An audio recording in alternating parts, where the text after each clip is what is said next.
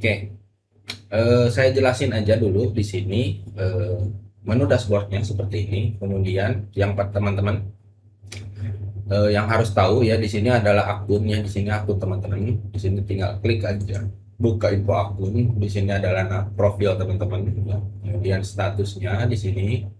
Kemudian di sini passwordnya bisa diganti di sini ya. Dan di sini juga ada grup supportnya. Kemudian di bagian sebelah kanannya ada video tutorialnya. Nanti saya akan taruh video tutorial terbaru ataupun studi case di bagian sini. Jadi nanti teman-teman nggak bingung. Oke, ini untuk di bagian account ya di sini.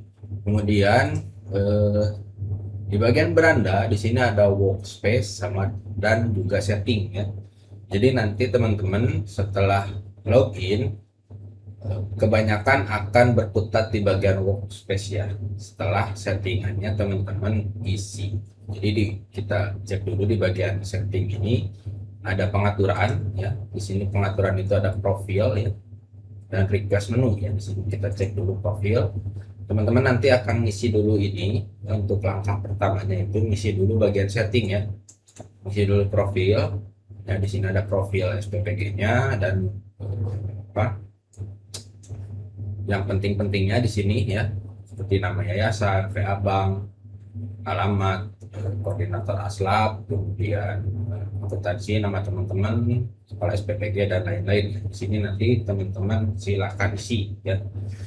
Videonya nanti akan terpisah. Saya di sini akan menjelaskan dulu menu-menu yang ada ya. Oke, di sini di pengaturan juga ada request menu dan fitur.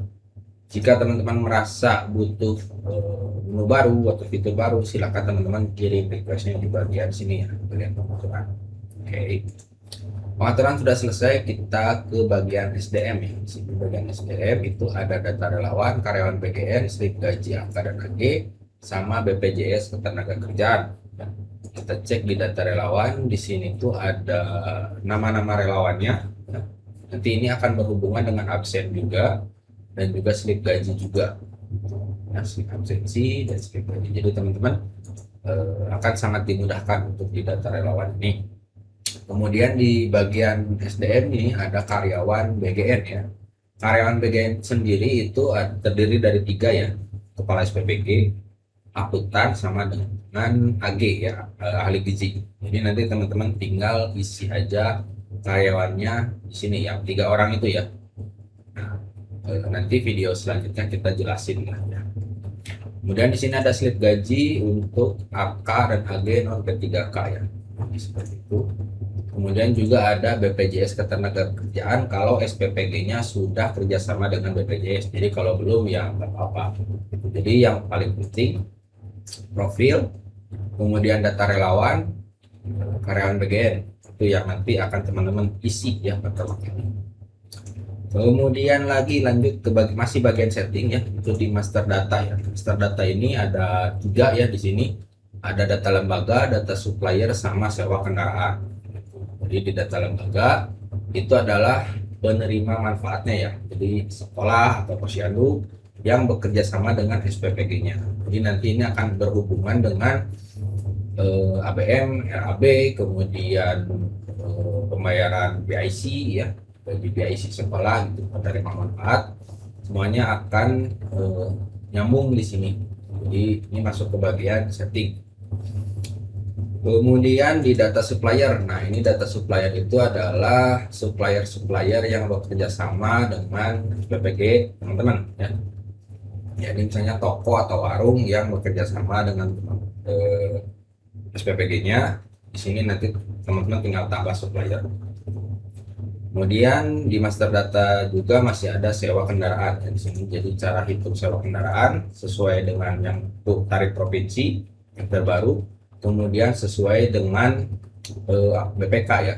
Jadi yang lebih dari 5 tahun kendaraannya beda perhitungannya. Nanti tinggal dihitung sewa baru di sini sesuai dengan juknis ya. Nah, untuk di bagian setting di master data. Oke. Kemudian di bagian setting masih kita akan ada buku kas bank ya di sini. Kemudian ada buku kas umum. Kemudian di sini ada buku pembantu ya. Di sini ada BP bahan pangan, BP dana operasional, BP insentif fasilitas, Kemudian di sini ada petty cache ya, petty cache teman-teman nanti. Kemudian di sini ada tambahan fitur rekonsiliasi cache. Jadi ini untuk memonitor ya uang yang ada di tangan teman-teman itu sesuai nggak sih uangnya. Itu aja sih, untuk memonitor aja sih si rekonsiliasi cache itu. Nanti penjelasan detailnya akan kita buatkan tutorialnya satu-satu. Oke. Nah, di bagian setting ini sudah selesai. Jadi nanti yang pertama teman-teman lihat itu profil, kemudian bagian setting. Selebihnya nanti hari-harinya, sehari-harinya teman-teman akan berkutat di bagian workspace ya. Kalau belum misalnya 2 minggu atau belum 1 periode, nanti sehari-harinya akan di sini ya. Karena untuk sppgku.id ini ya, itu akan sesuai dengan periodenya dari BGN ya, Senin sampai Sabtu. Kemudian tanggalnya itu mulainya dari Senin sampai dengan Sabtu ya. Terus selama 2 minggu per periodenya. Jadi nanti akan sesuai dengan dari BGN gitu. Oke, kemudian di bagian setting sudah selesai, kita ke bagian workspace ya. Jadi di workspace ini ada perencanaan ya, di sini ada ABM, anggaran bahan makan ya. Nah, ini akan periodenya sesuai dengan periode yang berjalan, itu maksud saya ya. Jadi misalnya periode saat ini adalah tanggal 11 sampai tanggal 23 ya. Jadi tanggal 11 sampai dengan tanggal 23 itu adalah periode 1 ya. Kemudian nanti periode 2 di sini akan muncul tanggal 25 sampai tanggal, nah, begitu seterusnya, itu satu periode. Nah, jadi defaultnya adalah ini satu periode. Berarti teman-teman tinggal input ABM sesuai dengan master data nanti ya, tinggal diklik aja. Kemudian di perencanaan ini ada juga yang namanya RAB ya, rencana anggaran belanja. Nanti juga ini sama sesuai dengan periode ya, yang dibuat dari ABM. Tinggal buat RAB dan selesai. Kemudian di bagian operasional di sini ada jadwal distribusi ya. Ini juga sama sesuai periode ya. Nanti kemudian operasional harian. Kemudian di bagian lain itu ada di transaksi ya. Jadi nanti uang yang masuk keluar itu akan tergantung dari transaksi ya. Kas bank itu akan keluar atau tidaknya kas bank itu di bagian transaksi. Itu satu. Yang kedua di bagian buku kas bank. Itu sama petty cash. Itu aja sih dari petty cash, buku kas bank dan transaksi. Jadi kalau teman-teman mengerjakan transaksi atau input data kas bank dan petty cash, itu akan mempengaruhi kas ya, kas bank pemerintah tentunya. Oke, di transaksi ini ada pembelian bahan ya, PO, kemudian biaya operasional, ada insentif fasilitas ya, sesuai dengan periodenya.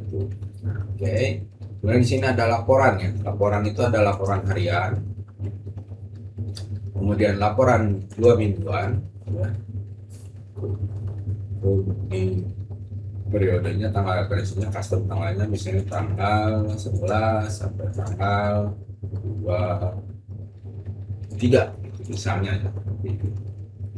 Kemudian di sini ada laporan bulanan, bulan apa teman nanti tinggal lihat gitu. Oke.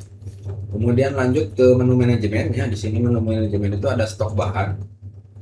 Jadi stok bahan ini akan muncul dari transaksi. Jadi ketika teman-teman pembelian bahan, nanti bahannya sudah masuk, ya udah dibayar, berarti kan udah masuk SPPG, dia akan muncul di stok bahan.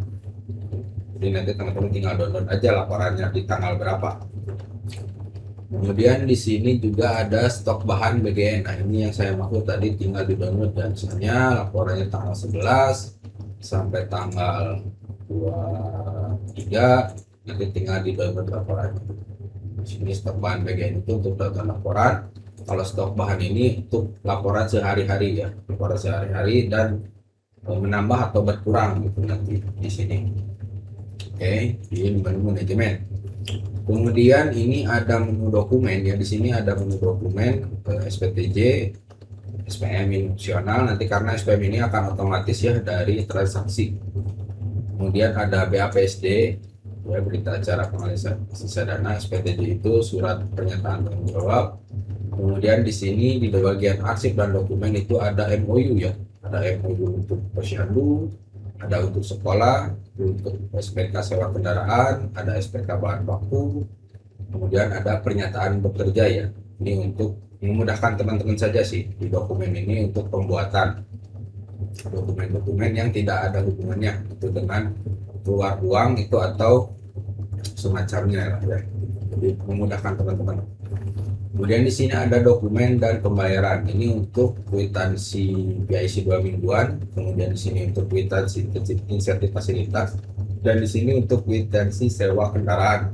Jadi ini ada dokumen plus bayar. Jadi dokumen-dokumen yang di sini itu akan berpengaruh dengan kas bank. Oke. Seperti itu untuk penjelasan sederhananya, penjelasan singkatnya untuk SPPG.id yang terbaru ya, saat ini beta 5.5 ya. Seperti itu.